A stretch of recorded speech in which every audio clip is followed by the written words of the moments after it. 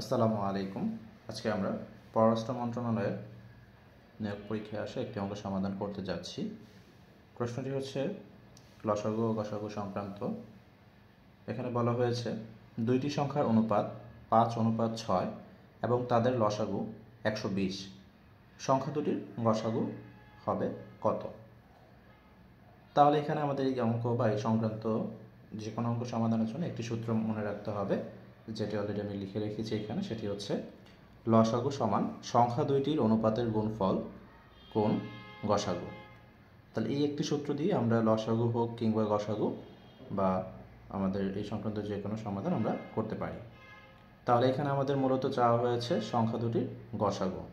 তাহলে আমরা এখানে গসাগুর যে স্ট্রাকচার সেটা তৈরি করতে পারি এভাবে, বা গসাগু সমান,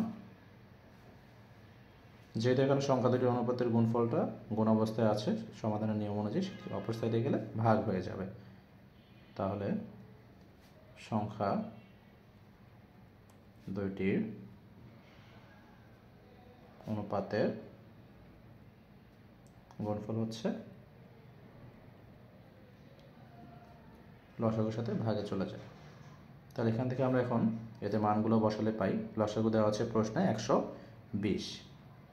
সংখ্যা দুইটির অনুপাতের গুণফল, অর্থাৎ অনুপাত হচ্ছে 5:6, তার মানে 5 গুণ 6।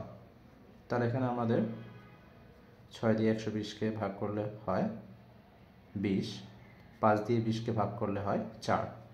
তাহলে পাচ্ছি এখানে 4। সুতরাং গসাগু 4, যেটা কিনা উত্তর গয়ে রয়েছে। ধন্যবাদ সবাইকে।